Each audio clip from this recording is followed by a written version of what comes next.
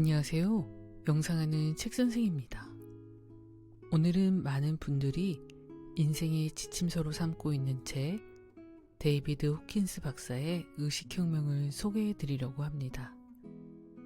혹시 데이비드 호킨스 박사님을 알고 계신가요? 모르는 분들도 계시겠지만 영성과 자기 성찰 분야에 관심 있는 분들 사이에서는 한 번도 안 읽어본 사람은 있어도 한 권만 읽은 사람은 드물다는 말이 있을 정도로 유명한 분입니다.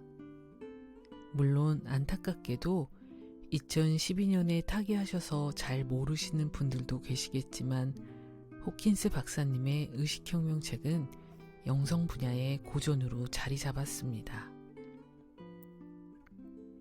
이 책이 처음 출간된 것은 1996년입니다.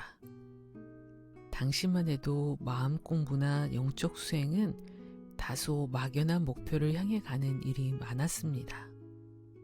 해탈이라든가 공의 체득 같은 추상적인 개념이 수행의 목적이었죠. 그런데 의식혁명은 이 흐름 속에서 놀라운 전환점이 되었습니다. 의식이라는 개념을 수치화하고 그 구조를 체계적으로 설명했다는 점에서 영성 분야의 고전으로 자리 잡을 만한 가치를 지닌 책입니다. 저는 개인적으로 이 책에서 의식을 소개할 때 의식을 빛의 밝기 룩스 단위로 표현한 점이 특히 인상 깊었습니다. 생각해보면 우리가 만나는 사람들 가운데 어떤 사람은 유난히 밝고 편안한 에너지를 풍기고 또 어떤 사람은 무겁고 어두운 느낌을 주기도 하는데요. 그런 차이를 이 책은 의식의 높낮이라는 개념으로 풀어냅니다. 그리고 이 관점은 제가 그동안 느껴왔던 경험들을 더 정확하게 설명해주는 프레임이 되었습니다.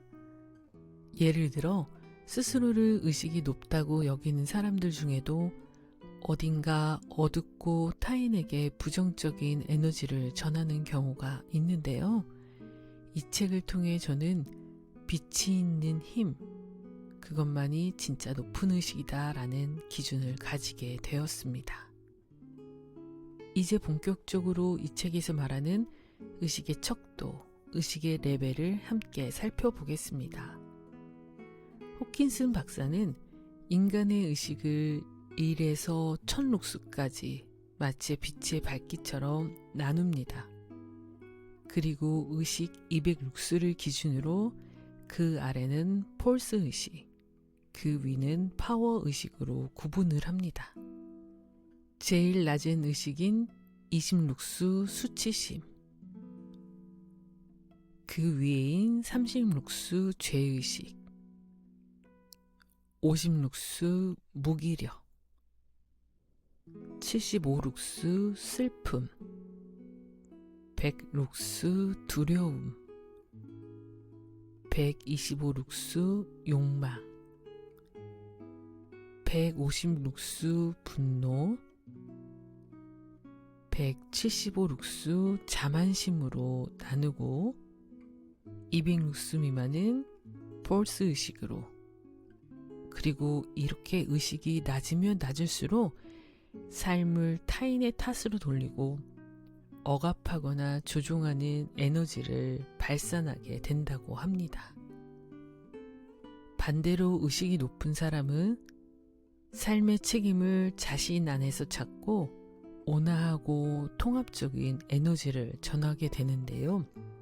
200룩스 용기를 기점으로 310룩스 자발성, 350룩스 포용, 400룩스 이성, 500룩스 사랑, 540룩스 기쁨, 600룩스 평화, 700에서 1000룩스 깨달음의 단계로 보고 200룩스 이상의 의식을 파워 의식으로 보았습니다. 파워 의식은 스스로 삶을 책임지는 태도로 보고 500룩스 이상은 논리적 사고를 넘어선 직관, 일관, 사랑, 자비, 통합의 영역, 그리고 600룩스 이상은 언어 이전의 말로 설명할 수 없는 초월적인 고요와 자각의 의식 수준으로 보았습니다. 물론 호킨스 박사는 콜롬비아 정신의학과 교수답게 이 수치를 운동력화, 근육 반응 검사 방법을 활용하여 과학적으로 증명하였습니다. 책에는 의식의 각 단계별로 자세한 설명이 있는데요. 가장 높은 의식인 깨달음에 대한 이해와 더불어 수행의 목표를 의식의 성장이라고 구체적으로 말할 수 있게도 되었습니다. 하지만 요즘처럼 영성에 관심이 있는 시대가 아닌 예전에는 삶의 목표가 의식 성장입니다 라고 이야기하면 의식 성장이 밥 먹여주냐고 농담 반 진담 반으로 이야기하시는 분들도 많았는데요. 의식혁명 책에 따르면 의식 수준이 밥은 먹여줄지 장담은 못하지만 살아있는 동안 천국에서 살지 지옥에서 살지 알려주는 대목이 있습니다. 한번 읽어보겠습니다. 길 모퉁이의 불황자를 상상해보자. 누더기를 걸친 노인이 상류층 주택가에서 품위 있는 석조 건물에 홀로 몸을 기대고 있다. 다양한 의식 수준의 전망에서 노인을 바라보고 사랑과 관점에 따라 그가 어떻게 다르게 보이는지 그 비일관성에 주목하자. 여러분들도 집에 가는 길에 노숙자를 만났다고 상상하고 그를 마음속으로 어떻게 여길지 상상해보세요. 의식의 척도 밑바닥인 20 수준. 수치심에서 불황자는 더럽고 역겹고 창피스러워 보인다. 30 수준의 죄책감에서 노인은 그의 상태로 인해 비난받을 것이다. 저런 꼴을 당해도 싸지. 필경 게으른 복지 사기꾼일 거야. 라고 말이다. 50 수준의 희망 없음, 무기력에서는 노인이 처한 공경이 절망적으로 보이고 그는 사회가 노숙 문제에 대해 할 수 있는 일이 아무것도 없음을 증명하는 꼼짝 못할 증거로 보일 것이다. 75 슬픔에서 노인은 비극적이고 고독하고 버림받은 것처럼 보인다. 의식 수준 100 두려움에서는 불황자를 위험한 존재로 사회적 위협으로도 볼 수 있다. 저 노인이 무슨 범죄를 저지르기 전에 경찰에 신고해야 하는 게 아닌지 몰라. 이렇게 말이다. 125 수준의 욕망에서 노인은 좌절감을 불러일으키는 어떤 문제를 대표할 수도 있다. 왜 누군가 뭔가를 하지 않는 거지? 150 분노에서 노인은 난폭한 사람으로 보일 수도 있다. 한편으로는 그런 끔찍한 상태가 오늘날 우리나라에 존재한다는 것에 화가 치밀 수도 있다. 175 자부심에서 노인은 당혹스러울 수도 있고 자신을 개선하려는 자기 존중이 부족해 보인다고 할 수 있다. 200 용기에서 우리는 지역 노숙자 쉼터가 있는지 생각해 보려는 동기를 갖게 될 수도 있다. 저 노인에게는 일자리하고 거주할 곳만 있으면 돼. 250 수준 중립에서 불황자는 괜찮아 보이며 심지어 흥미롭게 보일 수도 있다. 우린 살아요. 그리고 살게 해주세요. 라고 말할 수도 있다. 어쨌든 저 노인 양반은 아무도 해치지 않을 거야. 310 자발성에서 우리는 길 모퉁이로 내려가서 그 양반이 기운을 내도록 하려면 내가 뭘 해야 하는지 알아보겠다고 결심할 수도 있다. 어쩌면 우리는 지역 쉼터에서 일정 시간 자원봉사를 하겠다는 동기를 갖게 될 수도 있다. 350 수용에서 길 모퉁이의 노인은 호기심을 자극한다. 저 노인은 10중 8구 재미난 사연을 가지고 있을 거야. 그는 우리가 결코 이해 못할 수도 있는 이유 때문에 거기 있는 것이야. 400 이성에서 그는 이 시대의 경제 사회 병리의 한 증상이거나 아니면 심도 깊은 심리 연구의 훌륭한 대상자일 수도 있다. 더 높은 수준들에서 노인은 흥미로울 뿐만 아니라 친근해 보이기도 시작하며 그 다음에는 사랑스러워 보이기 시작한다. 어쩌면 그 다음에는 그는 사실 사회적 한계를 초월하여 자유로워진 사람이라는 것, 그리고 연륜에서 오는 지혜와 물질적인 것에 대한 무관심에서 비롯된 평온함을 간직한 유쾌한 노인 양반이라는 걸 엿볼 수도 있게 될 것이다. 600 평화에서 그는 우리 자신의 일시적 표현으로 드러난다. 어떠세요?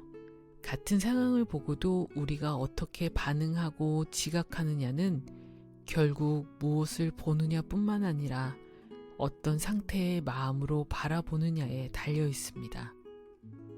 우리는 종종 세상을 바꾸고 싶다고 말하지만 사실 진짜 변화는 내가 세상을 바라보는 시선에서 시작됩니다. 그 시선의 중심에는 의식 수준이 자리합니다.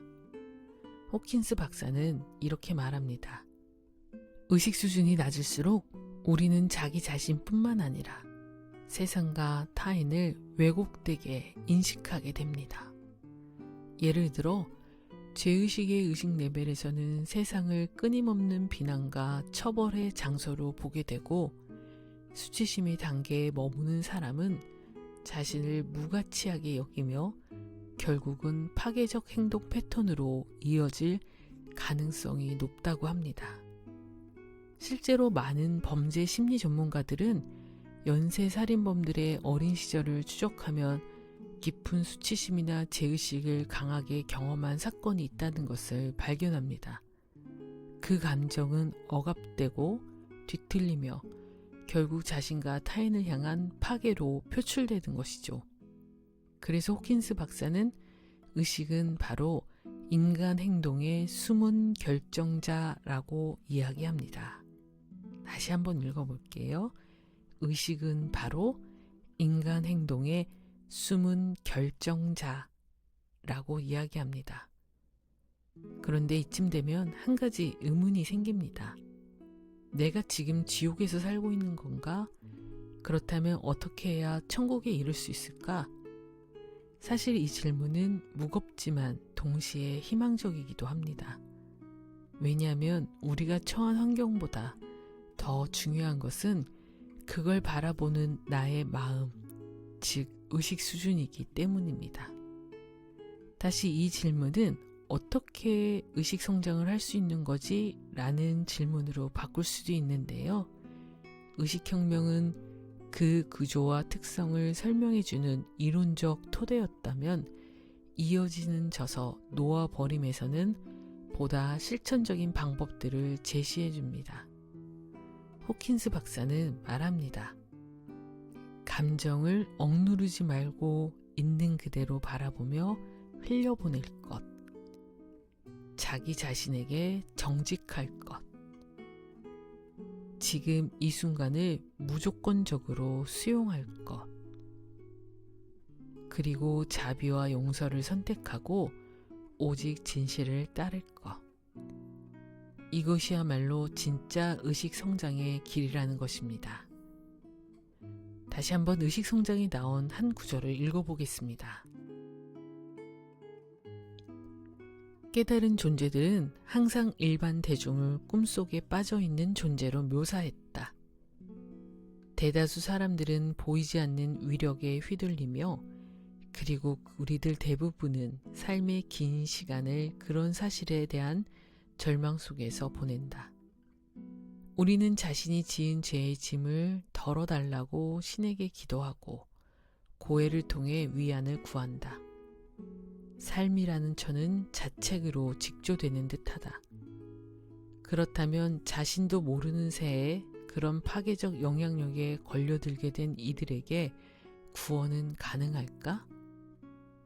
사실 단순히 과학적 관점에서 볼 때도 구원은 정말로 가능하다. 그것은 진실로 사랑하는 생각의 에너지는 부정적 생각이 갖는 에너지보다 엄청나게 더 강하다는 단순한 사실에 의해 보증된다. 따라서 사랑과 기도라는 전통적 해결책은 훌륭한 과학적 근거를 갖는다. 사람은 자신의 본질 안에 구원의 힘을 가지고 있다. 인간 존재는 우리가 온통 짊어지고 있는 어떤 괴로움이다. 우리에게는 태어나게 해달라고 청한 기억이 없다. 그런데 뒤이어 우리는 그토록 한계가 커서 삶을 고양시키는 것과 죽음으로 이끄는 것을 거의 구별하지 못하는 어떤 마음을 상속받았다. 삶의 투쟁 전체는 이 근시안을 초월하는 데 있다. 우리는 의식이 이원성을 극복하고 더 이상 지상에 매이지 않는 지점까지 발전하기까지는 존재의 높은 수준에 들어가지 못한다. 우리가 우리를 무지의 어둠 바깥으로 인도하는 타고난 나침판을 마침내 발견할 수 있는 능력을 얻은 것은 초월하려는 우리의 집단적 의지 때문이었을 것이다. 우리에게는 그동안 그토록 엄청난 대가를 치르게 한 교활한 지성의 덫을 우회해 갈 수 있는 매우 단순한 어떤 것이 필요했다. 나침판은 예 또는 아니오라고 말할 뿐이다. 그것은 우리를 강해지게 하는 하늘나라와 정렬된 것이 무엇이고 우리를 약해지게 하는 지옥과 정렬된 것이 무엇인지를 말해준다. 어디에나 존재하는 인간 에고는 실제로 내가 전혀 아니다. 인간 에고는 그것일 뿐이다. 이 환상을 꿰뚫어 볼 때 어떤 끝없는 우주적 농담이 드러나는데 그 농담에서는 인간 비극 자체가 코미디의 일부이다. 인간 경험의 아이러니는 분리된 개별적 나의 환상을 보존하기 위해 에고가 얼마나 지독하게 싸우는가에 있다. 하지만 분리된 개별적 나는 형이상학적 불가능일 뿐만 아니라 모든 괴로움의 원천이다. 인간 이성은 끊임없이 설명할 수 없는 것을 설명하기 위해 스스로를 소진시킨다. 설명 자체는 고급 코미디이며 사람이 자신의 뒤통수를 보려고 하는 것처럼 어리석다. 그러나 에고의 허용에는 한계가 없으며 에고는 의미 없는 것을 이해하려고 하는 바로 그 시도에 의해 한창 더 부풀게 된다. 에고가 동일시하는 마음은 정의상으로 실상을 이해할 수 없다. 만일 마음이 실상을 이해할 수 있다면 마음은 자신의 환상적 본성을 인지한 순간 곧장 저절로 녹아버릴 것이다. 마음이 에고를 초월한다는 역설을 넘어서야 있는 것은 그것의 무한한 절대성 안에서 우뚝하고 자명하고 찬란하다. 그 다음에 모든 말이 무용지물이다.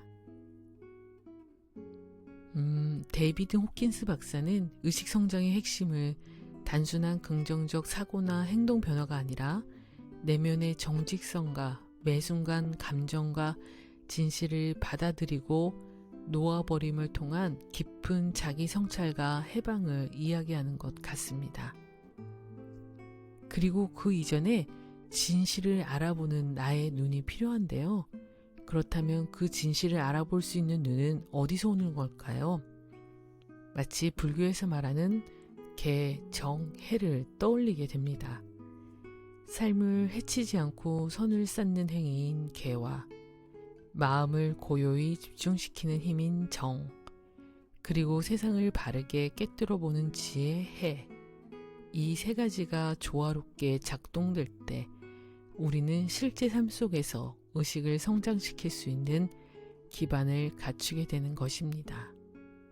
의식혁명은 그런 점에서 단순한 영성서적이 아니라 우리의 삶의 방향을 다시 정렬하게 해주는 지혜의 지도와 같습니다. 삶이 복잡하게 느껴질수록 이 책은 우리를 다시 단순한 중심으로 이끕니다. 무엇이 나를 강하게 하는가? 무엇이 나를 약하게 하는가? 그 단순한 질문 하나로도 우리는 의식의 나침반을 손에 쥘 수 있습니다.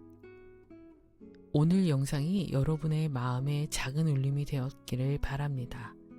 다음 시간에는 데이비드 호킨스 박사의 놓아버림을 통해 우리가 어떻게 감정을 다루고 의식을 실제로 성장시켜 나갈 수 있는지 더 깊이 이야기해 보겠습니다.